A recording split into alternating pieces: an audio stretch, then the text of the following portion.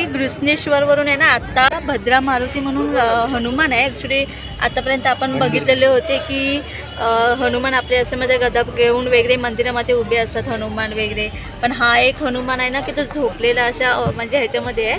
तर आम्ही आता तो भद्रा मारुती मंदिरामध्ये इथे आलेलो आहे. वरती काय नाही 5 मिनटावरच आहे, थोडं असं वरती वळणदार असे रस्ते आहे, डोंगरावर आहे हा मारुती. तर इथे आलात ना तर खरंच तुम्ही भद्रा मारुतीच्या इथे पण या. तर आम्ही आता चाललो आहे बघ, इथे सगळं पार्किंग वगैरे सगळा एरिया पण आहे पार्किंगचा वगैरे.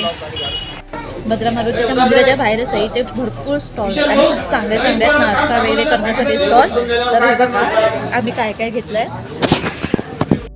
मी घेतलेला आहे साबुदाणा वडा आणि मिसळ, हा काही आहे रस्सा वडा, तिकडे पण रस्सा वडा, इगल मामाने पण रस्सा वडा, सिंगल वडा आणि रेवन्सने घेतलेले पोहे.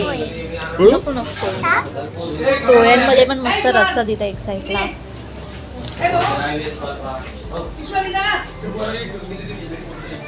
सगळे गरम गरम खात आहेत. कसं आहे टेस्ट आहे? आणि बघ ना साबुदाणा वड्याबरोबर ठेचा आहे, ही खोबऱ्याची चटणी आहे मस्त.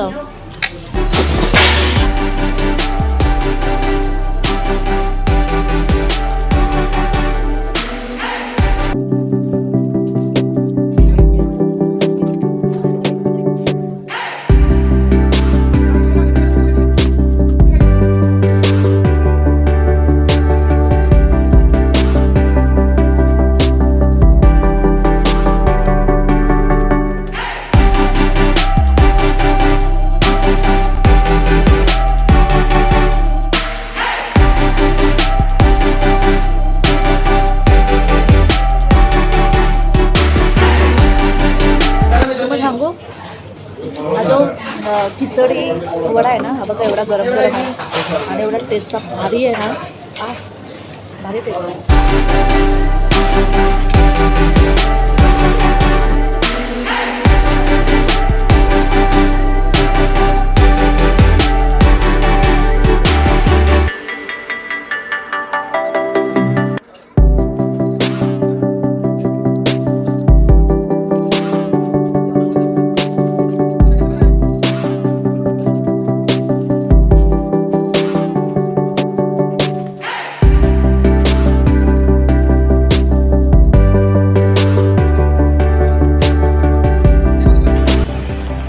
मंदिरात चाललोय.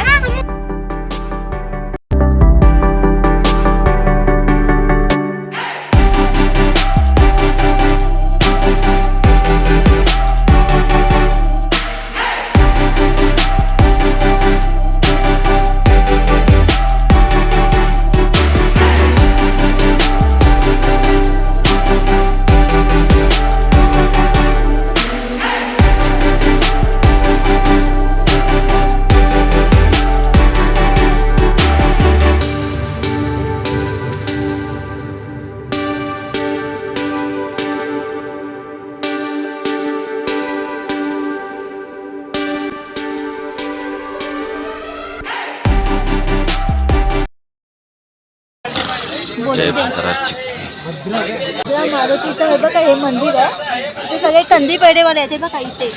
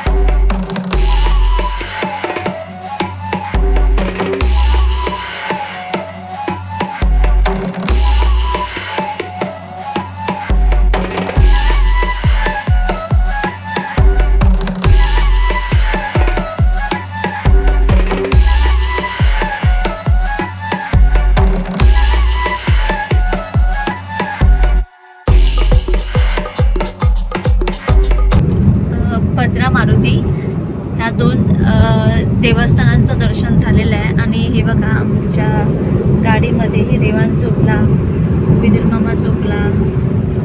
तर ॲक्च्युली आलो आम्ही आता अर्ध्या रस्त्यात आलो आहे. आणि आता मी आता माझ्या ब्लॉगची पण एंड करते आहे. तर आता मी चालवलं आमच्या परतीच्या प्रवासाला घरी. तर तुम्हाला माझा ब्लॉग कसा वाटला, तर माझा ब्लॉग आवडला असेल तर लाईक शेअर करा, कमेंट नाही पण सबस्क्राईब करायला विसरू नका. आणि असेच चांगले ब्लॉग नक्की येत जातील. तर बाय बाय, हर हर महादेव, जय शंभू.